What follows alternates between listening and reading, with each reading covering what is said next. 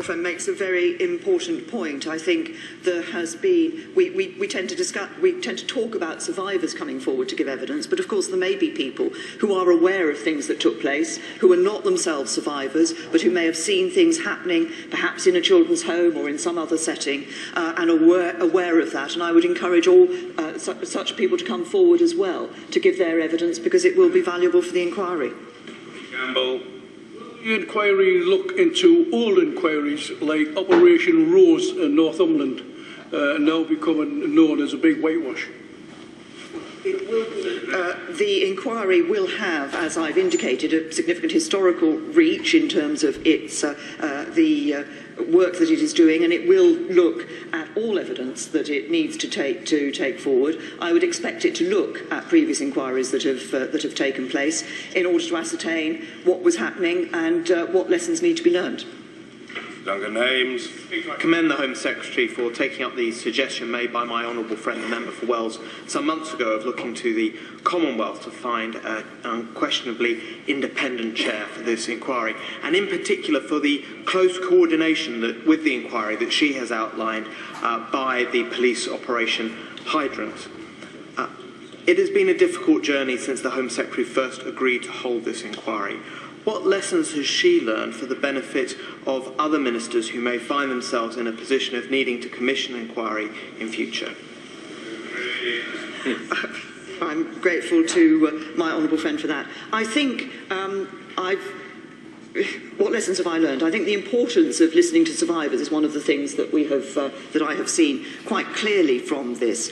And I think it's one of the issues is the whole question that in the past, very often when one looked at these sorts of inquiries, it was authority sort of doing something to people, if you like, in terms of the authorities making these decisions. I think what we're seeing with this inquiry is the importance of those people who are victims and survivors being part of the process, and that's why it's so important going forward that the survivor's voice will be heard by the inquiry and can input into the inquiry, so that this is not just authority deciding what happens, but it's those who have experience of the issue being considered that are being taken fully along and have their and are able to give their voice and their say, so that what they feel is considered and their expertise is considered. Mr. Ian Lucas. Following on from the previous question, last July the Home Secretary made the decision herself to set up a non-statutory panel inquiry. Today she is setting up a statutory inquiry.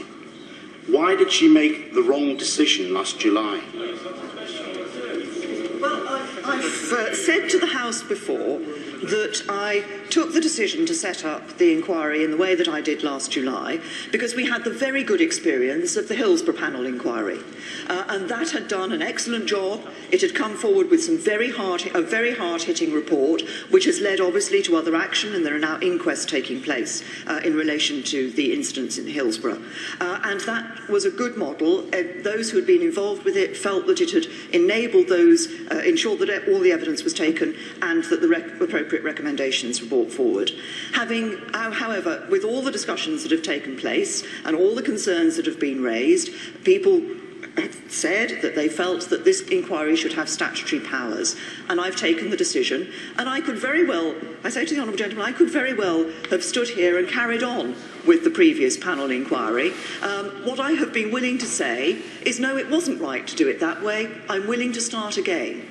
I think that this is the right thing to do. I hope all members of the House consider it so. Mr. Peter Bowes. Speaker, can I thank the Home Secretary for coming to the House, the great courtesy of keeping the House regularly informed on this matter. And the difference between an average minister and a great minister is when the minister gets it wrong first, the minister corrects it afterwards, and that's what she's done. Can I ask her on a specific issue about the Official Secrets Act? What if a witness is compelled to give evidence but tries to use the defence that I can't disclose the information because I would break the Official Secrets Act? What is the situation then? There are arrangements in place for those who are subject to the Official Secrets Act for authorities to be given for them to be able to give evidence, notwithstanding that it would break the Official Secrets Act.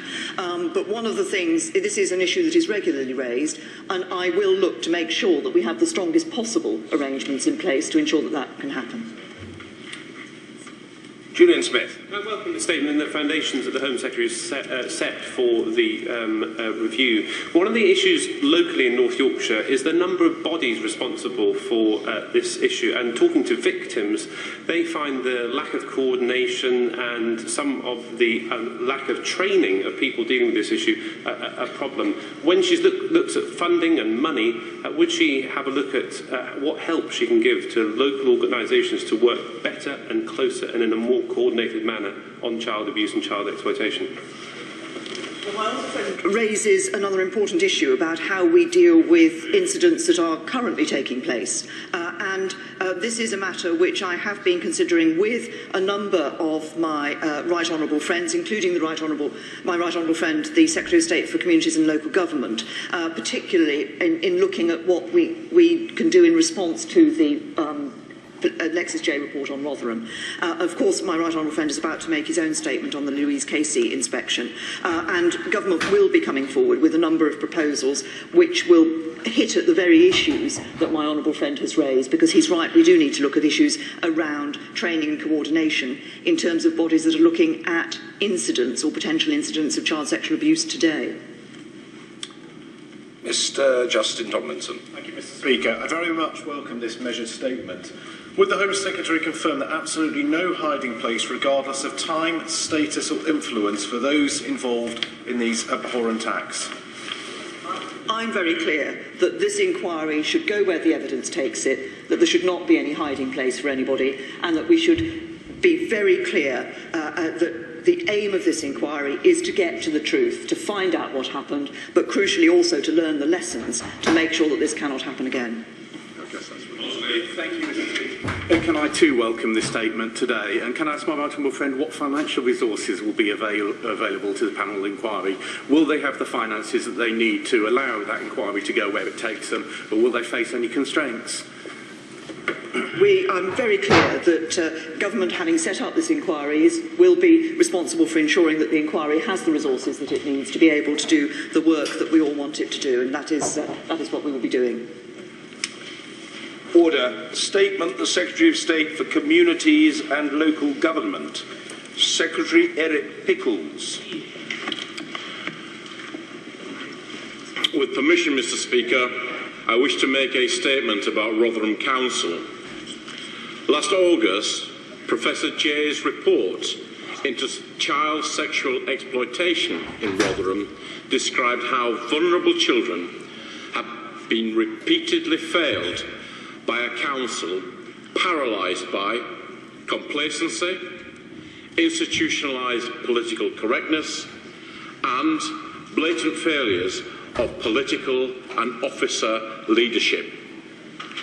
With such serious documented failures, I told the House last September that it was clearly in the public interest, in order that a statutory inspection of Rotherham Council. I appointed Louise Casey to undertake a formal best value inspection of the Council. Today, her inspection report has been laid before the House and published. I would like to thank Louise Casey and her inspection team for their hard work in producing this thorough report. This report presents a disturbing picture of a council failing in its duty to protect vulnerable children and young people from harm. It reveals the Council's failure, both past and present, to accept, understand and combat the crime of child sexual exploitation. It concludes this culture of denial is intrinsic and has resulted in a lack of support for victims and insufficient action against known perpetrators. It also confirms a complete failure of political and officer leadership in Rotherham. Let me outline some of the report's conclusions. Poor governance is deeply seated throughout the council.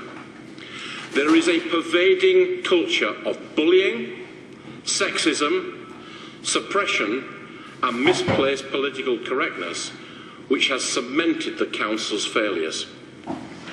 Both members and officers lack the confidence to tackle difficult issues for fear of being seen as racist or upsetting community cohesion. The council is currently incapable of tackling its weakness without substantial intervention. The council's lack political leadership. It is directionless and it is not clear what kind of organisation it wants to be or how it wants to get there. It is clear that the political leadership of the council is unable to hold officers to account, and there is an inability of all members to properly represent the interests of local people. Some councillors have not lived up to the high standards expected of those in public life or their positions of responsibility. For example, the council goes to lengths to cover up and silence whistleblowers. It has created an unhealthy climate where people fear to speak out because they have seen the consequences of doing so. Management is ineffective. There is no coherence, senior leadership team, and no permanent chief executive. There is a poorly directed tier of middle management